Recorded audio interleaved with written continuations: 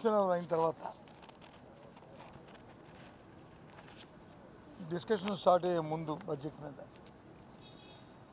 2 రోజుల ముందు రాష్ట్రంలో ఉన్న వైస్ ఛాన్సలర్ తాలూకు రాజీనామాలపై మరో డిమాండ్ చేశాం. మేము వాస్తవంగా బెదిరించి వాళ్ళ దగ్గర నుంచి అదిరించి వాళ్ళ దగ్గర నుంచి లేఖలు తీసుకున్నారండి అని చెప్పాం.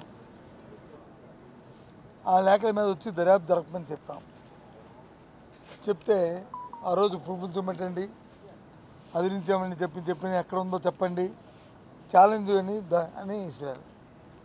మేము చాలా సౌమ్యంగా సంస్కారవంతంగా ప్రభుత్వాన్ని డిమాండ్ చేస్తాం. కానీ పరుషపదంతో ఛాలెంజింగ్ అనే పదాలు మాడి ఆ రోజు చెప్పారు. అప్పుడు మా దగ్గర ఉన్న ఇన్ఫర్మేషన్ తీసుకొచ్చి ఇవాళ చైర్మన్ గారి ద్వారా ప్రభుత్వానికి సంబంధించిన మంత్రికి దాన్ని అందజేస్తాం. ఇదిగో ప్రైమరీగా ప్రాథమికంగా ఇంతమంది వీసీలని వైస్ ఛాన్సలర్ని హైయర్ ఎడ్యుకేషన్ ద్వారా మమ్మల్ని రిజైన్ చేయమని అడిగారు. కాబట్టి వారల్ instructions from incharge vice chancellor, so submit the resignation అని చెప్పి ఇచ్చారు. మేము దాని మీద డిమాండ్ చేసాం. ఇవాళ ఒక్కటి మళ్ళీ దానికి సంబంధిత ప్రభుత్వం అన్నది వీళ్ళందరూ వైస్ ఛాన్సలర్తో అందరినీ కూడా గవర్నర్ గారు నామినేట్ చేస్తారు కదా, మాకేం సంబంధం అని చెప్పని మేమేదే అడుగుతున్నాం. గవర్నర్ చేత నియమించబడిన వైస్ ఛాన్సలర్ని ప్రభుత్వంలో ఆధీనంలో ఉన్న హైయర్ ఎడ్యుకేషన్ ఉన్నత విద్యకు సంబంధించిన చైర్మన్ గారు, ఇన్ఛార్జ్ చైర్మన్ గారు కానీ లేకపోతే ఉన్నత విద్యాశాఖ కార్యదర్శి కానీ ఏ విధంగా వాళ్ళని వారల్ ఇన్స్ట్రక్షన్స్ అనే వాళ్ళని ఎందుకు వచ్చింది అక్కడ, ఏ విధంగా వాళ్ళని బంధించి వాళ్ళ చేత రెగ్యులర్ తీసుకోవడం అవసరం ఏమొచ్చింది, దాని మీద ఎంక్వైరీ జరగాలని అడుగుతున్నాం. మేము దాని మీద ఎంక్వైరీ ఏమని అడుగుతున్నాం. ప్రభుత్వం దానికి సమాధానం చెప్పకుంటే ఎక్కడైనా బలవంతం పెట్టారా, ప్రజలు చేశారా, జులుం చేశారా, బెదిరించారా, వర్డ్ ఉందా, వర్డ్ ఏమైనా ఉంటుందండి అడిగితే చెప్తారు. ఇప్పుడు ఎంక్వైరీలో చెప్తారు. చేయండి ఎంక్వైరీ, వాళ్ళు ఏం చెప్తారో రాయండి, ఓ జ్యుడిషియల్ ఎంక్వైరీ వేయండి. దాన్ని డిమాండ్ చేస్తాం. ప్రభుత్వం తోకముడిచి వెనక్కి వెళ్ళిపోయింది. కానీ నేను అందుకే చెప్తున్నాను ప్రభుత్వానికి, పూర్వపరాలు జరిగిన వాస్తవాలు తెలుసుకుని మాట్లాడాలి తప్ప ఛాలెంజింగ్ అంటే ఛాలెంజింగ్కే ఇక్కడేమి కుస్తీ పోటీలు కాదు. ఇది అందరం కూడా బాధ్యతగల పౌరులం, బాధ్యతగల రాజకీయ పార్టీలం, ఒక వ్యవస్థను కాపాడుకోవాల్సిన మనుషులం. ఎప్పుడు ఈ విధమైన వ్యవస్థలో ఎలాంటివి జరగలే. చరిత్ర వచ్చిన తర్వాత, స్వాతంత్రం వచ్చిన తర్వాత మూకుమ్మడిగా ఒకేసారి వీసీలందరినీ రాజీనామా చేసే పరిస్థితి ఈ దేశ చరిత్రలో, రాష్ట్ర చరిత్రలో ఎక్కడ రాలే. మా ప్రభుత్వంలో కూడా రాలే, 5 సంవత్సరాల్లో కూడా ఇప్పుడు కూడా. ఇదేంటండి ఇది? మళ్ళీ తిరిగి బుకాయింపు, తిరిగి దమాయింపు, తిరిగి పరుషమైన పదాలు వాడటం. వాడిన తర్వాత వచ్చి అడిగితే రుజువు సాక్షి చెబితే తోకముడిచి వెనక్కి వెళ్ళడం. కాబట్టి దీని మీద మా ఆక్షేపణ తెలియజేస్తాం, మా డిమాండ్ని తెలియజేస్తాం. హౌస్ అడ్జెంట్ అయింది వచ్చి, అందుకే మీ ద్వారా రాష్ట్ర ప్రధానికి ఈ విషయాన్ని తెలియజేద్దామని చెప్పి ఇక్కడికి వచ్చాం.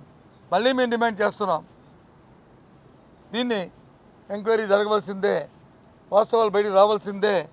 ఎవరిది ఇందుకోసం వీసీలని రాజీనామా చేయించాలో చెప్పవలసిందే. ఒకవేళ వీసీలు కానీ అన్క్వాలిఫైడ్ అయితే, వీసీలు కానీ తప్పులు చేస్తే ఎంక్వైరీ చేయండి, ప్రభుత్వం చర్యలు తీసుకోండి. ఎవరు వద్దన్నారు మిమ్మల్ని? ఎవరు అడ్డుపెట్టారు? వాళ్ళేమే చిన్న స్థాయి వాళ్ళు పేజీలు చదువుకొని వాళ్ళు పెద్ద స్థాయిలో ఉన్న వ్యక్తుల్ని ఈ విధంగా మీరు చేయడం, కించపరచడం న్యాయం కాదని, న్యాయబద్ధం కాదని, ఇది విద్యా వ్యవస్థకే చాలా దుష్ట సాంప్రదాయం అని చెప్పని ఇవాళ మేము హౌస్లో మేము డిమాండ్ చేస్తాం. ఈ విషయాన్ని కూడా చూస్తాం. ఇంతేకాదు, ఇవాళ చూశాను పోలవరం మీద డిస్కషన్ వచ్చింది. మా సభ్యులు అడిగిన ప్రశ్న ఒకటే, పోలవరాన్ని ఎత్తు తగ్గిస్తున్నారా లేదా? Yes or no. దానికి వచ్చి పూర్వపరాలు ఇవన్నీ చెప్పుకుంటూ 73% అయిపోయింది, 23. పోలవరం అంటే ఎందుకు వచ్చేది? స్వర్గీయ రాజశేఖర రెడ్డి గారు పోలవరం స్ఫూర్తిదాత ఆయన. దాన్ని మానుకొని ఇవాళ వచ్చి గొప్పలు చెప్పుకొని, ఆ నోటుకొచ్చిన అంకీలు పర్సనల్ చెప్పుకొని వాళ్ళు మాట్లాడి ఒకటి పోలవరాన్ని ఎత్తు తగ్గించడానికి వీలు లేదు. ఏదైతే 45.272 మీటర్లు ఎత్తుందో అది ఉండవలసిందే, అందులో రాజీ లేదు. ఎందుకంటే దానివల్ల ఏమైనా తేడా వస్తే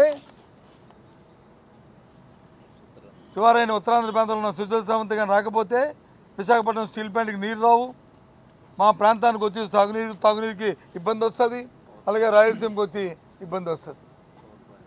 ఈ ఆలోచనతోనే అవాళ దాన్ని డిజైన్ చేస్తాం. మళ్ళీ గొప్పగా చెప్తారు విద్యాశాఖ మంత్రి గారు, డిలే అయింది, అందుకే పవర్ ప్రాజెక్ట్ వచ్చి 900 మెగావాట్లతో రావాల్సిన పవర్ ప్లాంట్ ఆలస్యం అయింది అని చెప్పి. మరి ఎత్తు తగ్గిస్తే పవర్ ప్లాంట్ ఎలాగొస్తుందండి? ఏ విధంగా వస్తుందండి చెప్పండి? అందుకే డిమాండ్ చేస్తాం. మళ్ళీ ఇవాళ కూడా సూటిగా అడుగుతున్నాం, ఈ ప్రభుత్వం తగ్గించని చెప్పని అడుగుతున్నాం. మా ప్రాణకులు అది ఏదని చెప్పమంటున్నాం.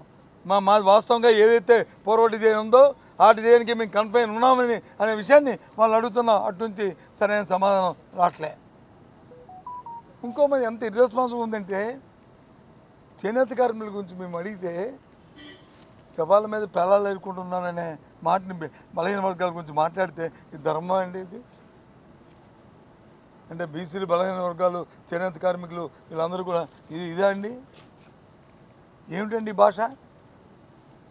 పేలాలు ఎదుర్కోవడం ఏంటండి? ఎవరు చేశారండి బీసీలకి?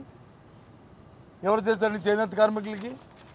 2014-19 నుంచి చేనేత కార్మికులకి రుణమాఫీ చేస్తానని మోసం చేసింది చంద్రబాబు నాయుడు కాదా అండి? తెలుగుదేశం పార్టీ కాదా అండి? చెప్పనండి. 1000 కోట్ల నిధిని పెడతానని చెప్పి మోసం చేసింది చంద్రబాబు నాయుడు కాదా అండి? తెలుగుదేశం పార్టీ కాదా అండి? అవ్వాల మేము చేసాం 19 నుంచి 24వ సంవత్సరంలో, గత 5 సంవత్సరాల్లో వాళ్ళకి జగనన్న చేసిన పని వైఎస్ఆర్ నేతన్న వస్తుంది. నేతన్న నేస్తం పథకాన్ని మేము పెట్టాం.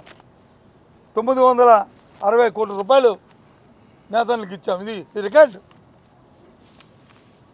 నిండు సభలో 200 కోట్లు ఇచ్చామని చెప్తారండి?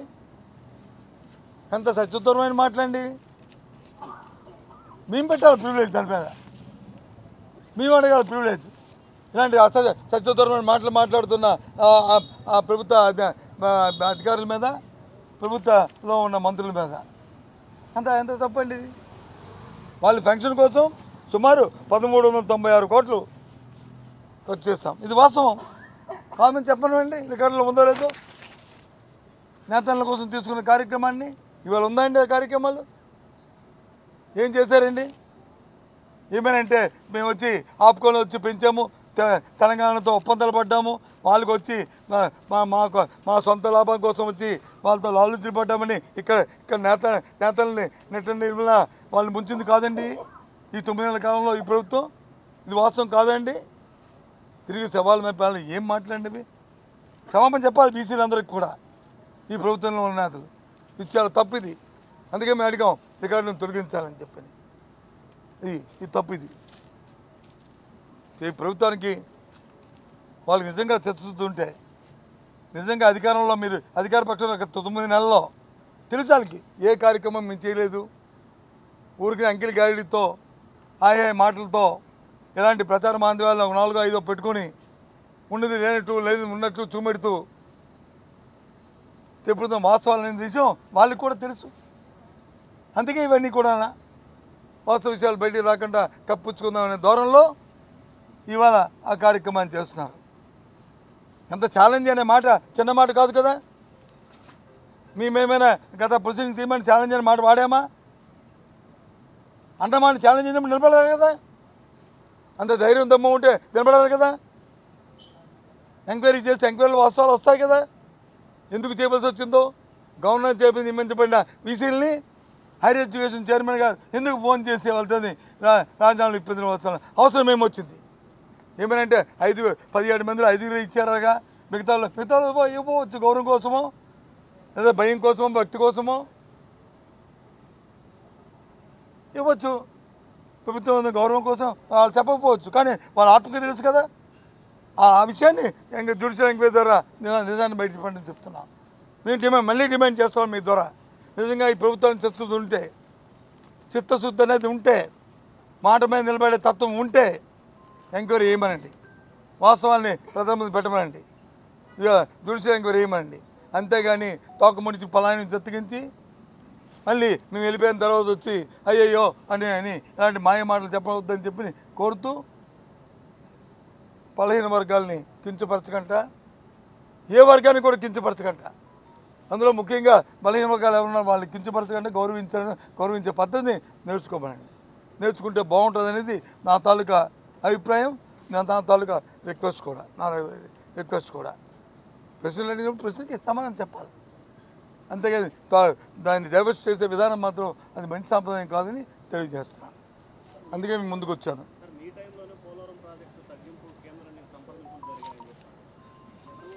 అదే నేను ఆ లెటర్లో ఏముందండి, మొదటి విధిగా ఏదైతే 41.15 ఉందో ఫస్ట్ విధిగా దీనికి సంబంధించి 9,000 కోట్లు మీరు ఇవ్వండి, తర్వాత దాన్ని మిగతా డబ్బులు ఇవ్వండి అని ఉంది తప్ప దీంతో కన్ఫైన్ అవుతుందని ఎక్కడ చూపెట్టారు చెప్పండి. ఇంగ్లీష్ వర్డ్ చెప్పండి, చూపెట్టమనండి, రాసామని చెప్పమనండి. అది వరల్డ్ అది ఇంతవరకు ఇంతకుముందు మొదటి విడతగా 9,000 కోట్ల రూపాయలు వస్తుంది, దీనికి ఇది ఇవ్వండి, ఈ రీహబిలిటేషన్కి ఇస్తాము, తర్వాత మళ్ళీ ఇవ్వాలి, మళ్ళీ రెండో విడతగా మళ్ళీ ఇవ్వండి అని చెప్పి అది తప్పు కాదు కదా, అంచెల వారికి ఇవ్వమంటాం. అంతేగాని దాన్ని వచ్చి కన్ఫైన్ చేస్తారు. ఇప్పుడు వీళ్ళు చేస్తారు కన్ఫైన్. ఏదైతే గత ప్రభుత్వంలో 14-19 ముందు ఏ విధంగా అయితే పోలవరాన్ని కాంట్రాక్టుల కోసం స్పెషల్ ప్యాకేజ్ కింద రాష్ట్రానికి రావాల్సిన ప్రత్యేక స్పెషల్ స్టేటస్ని, ప్రత్యేక హోదాని, ప్రత్యేక ప్యాకేజీ కింద ఏ రకంగా మార్చారో మళ్ళీ ఇప్పుడు అలాంటి కార్యక్రమం జరగబోతుంది. అది మా అనుమానం, అది మా భయం. ఆ ప్రాంత వాసులుగా పోలవరం అనేది వచ్చి లైఫ్ లైన్. ఇది ఏ ఒక్క పార్టీకో, ఏ ఒక్క వ్యక్తికో, ఏ ఒక్క వర్గానికో, ఏ ఒక్క ఇరుకో సంబంధించింది కాదు. ఈ రాష్ట్రంలో 5 కోట్ల మంది తాలూకా జీవన నాడి. ఇది జరిగి తీరాలి. చెప్పాను హౌస్లో కూడా నేను. ఆ రోజు రాజశేఖర రెడ్డి గారు మహా అద్భుతమైన ప్రాజెక్ట్ శంకుస్థాపన చేసినప్పుడు భగవంతుడు నాకు ఒక అవకాశం ఇచ్చాడు, నేను కూడా అందులో పాల్గొనాలని చెప్పి హౌస్లో చెప్పాం. ఆ సెంటిమెంట్ మాకుంది, జరగాలని. అందుకే మా సభ్యులందరూ కూడా మేము దాన్ని అందరం కూడా అడుగుతున్నాం, అంతేగాని ఇంకో ఉద్దేశం కాదు మాకు. గతంలో నీటిపారుదల శాఖ అనిల్ గారు చాలాసార్లు 21-22 పోలవరం అయిపోయింది అన్నారు. అప్పుడు కనుక అయిపోతే అసలు చర్చ వచ్చేది కాదు. అవునండి, అదేనండి. తర్వాత మంత్రి కూడా చెప్పాడు కదా, ఏదైతే రేపం వాళ్ళు ఉందో దాన్ని సాంకేతిక పరంగా ఏదైతే అంటే టెక్నికల్ వర్డ్స్ కరెక్ట్గా వర్డ్స్ నేను చెప్పలేకపోతున్నాను, మీరు అడిగితే రేపు చెప్పని చెప్తాను. అవి జరగలేదు. దాని నుంచి డయాఫామ్ వాళ్ళకి వచ్చే ఇబ్బంది ఉంది, అది కొట్టుకుపోయే పరిస్థితి వచ్చింది. ఈ గత ప్రభుత్వం చేసిన తప్పిదనం వల్లే ఈ కార్యక్రమం జరిగింది. అందుకే ఆ కార్యక్రమం జరగలేదనే విషయాన్ని చెప్పారు కదా. నిపుణుల కమిటీ, విదేశీ నిపుణుల కమిటీని పిలిస్తే నిపుణుల కమిటీ కూడా చెప్పారు కదా, ఎందుకు ఏ పని ముందు చేయాలి, ఏ పని వెనక్కి చేయాలి, దానికి ముందు ఎవరు చేశారు, ఎందుకు జరిగింది అనేది క్లియర్ కట్గా చెప్పారు కదా. ఆ వాస్తవాలన్నీ రికార్డెడ్గా ఉన్నాయి కదా, రికార్డులో ఉన్నాయి కదా. ఇప్పుడు నేను అబద్ధం చెప్పినంతలో నేను తగ్గదూరమైన మాటలు చెప్తే అవి ఏం చల్లవు కదా మీ మైక్ ముందు. రికార్డు వాస్తవాలన్నీ కూడా రికార్డులో ఉన్నాయి, అందుకు డిలే అయింది. ఏదమ్మా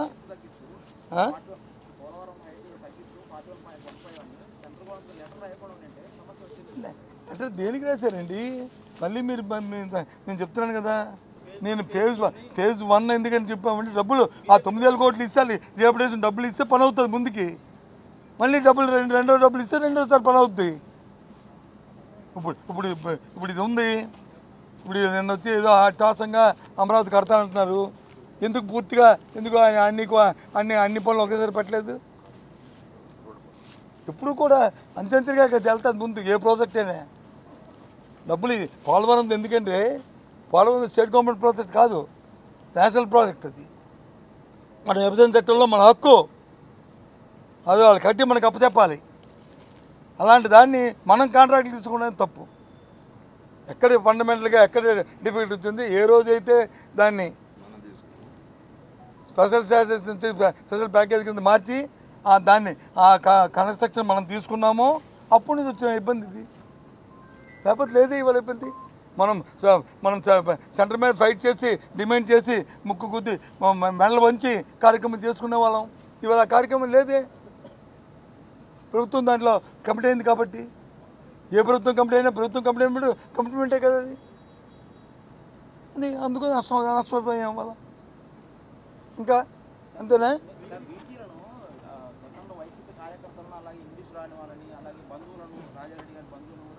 దేన్ని సరే ఒక్క విషయం చెప్తానంటారా? బీసీలని ఆ రకంగా రాజారెడ్డి గారు బంధువులు నియమించారు, చంద్రబాబు గారు తాలూకా ఇంట్లో పని వాళ్ళని నియమించారు, లేకపోతే లోకేష్ గారి తాలూకా రిలేషన్ని వాళ్ళ కజిన్స్ని నియమించారు, వాళ్ళ మేనతలు నియమించారు. అంటే ఇది కరెక్ట్ కాదు కదండి. ఇది క్వాలిఫైడే కాదా? ఓ చర్చ్ కమిటీ ఉంటుంది, చర్చ్ కమిటీ నుంచి సెలెక్ట్ అవుతారు, వాళ్ళ నుంచి గవర్నర్ నియమిస్తాడు, ముఖ్యమంత్రి నియమించారని చెప్పారు కదా. ఒకవేళ నిజంగా వాళ్ళ అన్క్వాలిఫైడ్ అయ్యి ఒకవేళ వాళ్ళు వచ్చి ఏమైనా తప్పుదనాలు చేస్తే లేదు వాళ్ళ హయాంలో ఆ యూనివర్సిటీలు ఏమైనా వాళ్ళకున్న స్టేటస్ని ఇంకా దిగితే నాక్ ఎక్విడేషన్లు కానీ లేకపోతే రావాల్సిన కోర్సెస్ కానీ ఎంక్వైరీస్ కానీ ఇంప్రూవ్మెంట్ కానీ జరగకపోతే ఎంక్వైరీస్ వాళ్ళని చర్య తీసుకోండి. అంతే ఆ రకమైన మాటలు ఏం మాట్లాడారండి? అంటే ఎవరు బంధువులు చదువుకున్న వాళ్ళు ఉంటే వాళ్ళు క్వాలిఫైడ్ చేయరా? ఏ క్వాలిఫైడ్ ఉందని చెప్పి ఇవాళ మేము అందరం మంత్రులుగా ఉన్నాం. మేము మాకంట ప్రపంచంలో మంత్రిగా లేరా? ఏం మాటలు ఇవి? తండ్రి పదవిలో ఉంటే కొడుకు పదవిలో ఉండకూడదంటే ఎలా ఉన్నాం మరి? అది తప్పు కదా అలాంటి మాటలు. వారు క్వాలిఫైడా కాదా? వాళ్ళ అవసరం లేకపోతే అన్క్వాలిఫైడ్ చేశారని చెప్పి చర్య తీసుకోండి. అంతే. ఇదేంటిది? అదే బాసు బాబు, అదే బాసు నేను చెప్తుంది. హైయర్ ఎడ్యుకేషన్ వీసీ ఉన్నత విద్యా తాలూకా వీసీ గారు, ఇన్ఛార్జ్ వీసీ గారు తాలూకా ఫోన్ కాల్ ఇచ్చిన ఇన్స్ట్రక్షన్ మీద నేను రాజీనామా చేశాను అని అంటే అర్థమేంటి? థర్టీకి నన్ను బెదిరించాడు, నన్ను చంపుతానని రాస్తాడు. ఎక్కడైనా చరిత్రలో ఉంటుంది ఇది? మీరు కూడా అడిగితే నేను ఏం చెప్తాను సమాధానం? అసలు ఫోన్ కాల్ ఎందుకు చేయాలి? రాజీనామా చేయమని ఎందుకు అడగాలి? అది ప్రియాంబుల్, అది ప్రాథమిక, అది ఎంక్వైరీ చేయమంటున్నాం.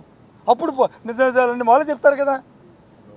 నన్ను గౌరవంగా అడిగారా, లేదా బెదిరించారా, లేదా కొడతానన్నారా, ఏం చేస్తారని చెప్తారు కదా. జ్యుడిషియల్ ఎంక్వైరీ వేయండి. మేమేమి ఇంకేంది కోరలేదు కదా, మేమేమి ఇంకేం అనలేదు కదా. అయిపోయిందా? ఇంకేమున్నాయా?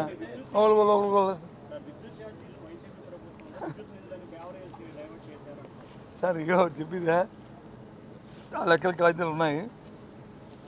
గత ప్రభుత్వంలో అంతకుముందు 5 సంవత్సరాలు తెలుగుదేశం ప్రభుత్వంలో విద్యుత్ డిస్కామ్లకి సంక్షోభం వచ్చినప్పుడు గత 5 సంవత్సరాలు 14-19 మధ్యని సుమారు 18,000 కోట్ల రూపాయలు వచ్చి ఆ ప్రభుత్వం ఇచ్చి ఆదుకుంది.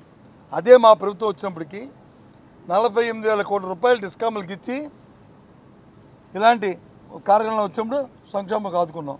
మా డిమాండ్ ఏంటంటే వాళ్ళు చెప్తున్నారు గత 5 సంవత్సరాల్లోనూ అయినా ఏదైతే ఇన్బ్యాలెన్సెస్ ఉన్నాయో డిస్కౌంట్ నష్టాలని దాన్ని ట్రోప్ ఛార్జ్ కింద మార్చామని చెప్తున్నారు. మీ మీద డిమాండ్ చేస్తాం. ఏదైతే 15,000 కోట్ల రూపాయలు ఉందో ఆ 15,000 కోట్ల రూపాయలు ఏదైతే వచ్చిందంటున్నారో అది ప్రభుత్వం భరించండి. 15 కోట్లు సబ్సిడీ చేయండి. ప్రభుత్వం ఇవ్వండి. ఎందుకు భారం ప్రథమ ఎందుకు భారం మోపుతారు? మీరు చెప్పారు కదా ఎన్నికల్లో మీరు చెప్పారు కదా ₹1 కూడా పెంచమని. తిరిగి తగ్గేస్తామన్నారు కదా, తగ్గడం లేదు కదా. అటు 15,000 కోట్లు ఎందుకు ఇవ్వలేకపోతున్నారు? మరి గత ప్రభుత్వం మీ నెలకి ఇచ్చాం. ఈవెంతో 2,78,000 కోట్లు డైరెక్ట్ బెనిఫిట్ ద్వారా వాళ్ళకి ఇచ్చినప్పటికీ కూడా డిస్కౌంట్లు కూడా ఇచ్చామే 48,000 కోట్లు. మీకంట డిస్కౌంట్లు పవర్ సెక్టార్లో మేమేమి బడ్డీని పెట్టలేదే. మీరు చేసిన అప్పుల్లోనూ చేసిన అప్పుకి మేము చేసిన అప్పు చూసుకుంటే ఆఫ్టర్ ఆల్ 15% మాత్రమే చేస్తాం. 14-19 చేసిన అప్పు సుమారు నాకు అంకెలు లేదు. దాన్ని చూసుకుంటే మేము మా ప్రభుత్వం చేసిన అంతకంటే 1/3 కూడా చేయలే పర్సెంటేజ్ తీసుకుంటే. ఇది వాస్తవాలు, ఇవన్నీ లెక్కల్లో ఉన్నవి. నేనేమి ఫ్యాబ్రికేట్ చేయట్లేదు, ఏ ఒక్కటి సత్యదూరం అబద్ధాలు చెప్పట్లేదు, లేదు మా పార్టీని వెనకేసి రావడానికి చెప్పిన మాటలు కాదు. ఇవి రికార్డుల్లో ఉంటూ ఇవాళ నిన్న బడ్జెట్లో పెట్టిన అంకెళ్ళే, మొన్న బడ్జెట్లో పెట్టి నిన్న బడ్జెట్లో పెట్టిన అంకెళ్ళే నేను చెప్తున్నాను. ఇది ఎక్కడిదండి? సో కాబట్టి మళ్ళీ మీ ద్వారా ఈ రాష్ట్ర ప్రధానికి తెలియజేస్తున్నాం, ఏదైతే అట్టాసంగా ఛాలెంజ్లను కానీ చెప్పారో ఇవాళ ప్రాథమిక సాక్ష్యాధారాలు ఇస్తే ఎంక్వైరీ చేయడానికి ప్రభుత్వం తోకముడిచింది. దాంతోపాటు పోలవరం ఎత్తు గురించి నిర్దిష్టమైన సమాచారం చెప్పట్లేదు. దీని మీద మాకు ఇంకా ఆందోళన ఉంది. బీసీలు వచ్చి కించపడడం ధర్మం కాదు. నేతలకు ఏదైనా ఈ జరిగింది కొన్ని సంవత్సరాల కంటే అది గత 5 సంవత్సరాల్లోనే వాళ్ళ జీవన విధానాన్ని తాలూకా వాళ్ళ కొనుగోలు శక్తిని పెంచింది వైసీపీ ప్రభుత్వం అని చెప్పి మరి మరొకసారి మనం చేస్తున్నాం. ఓకే, ఏదండి ఎమ్మెల్సీ ఎన్నికలు ఒకటి చెప్పిదా, మేము ఎమ్మెల్సీ ఎన్నికలు ఎక్కడ మేము పోటీ చేయలేదు, ముందుగానే చెప్పాము. అయితే ఒకటి మాత్రం మేము అనుకున్నాం, కూటమి ప్రభుత్వం ఏదైతే మా విశాఖపట్నం అటు సైడ్ ఎవరైతే నిలబడ్డారో క్యాండిడేట్ని వారికి మాత్రం మేము వ్యతిరేకమని చెప్పి మాత్రం చెప్పాం తప్ప మేము పోటీ చేయలేదు.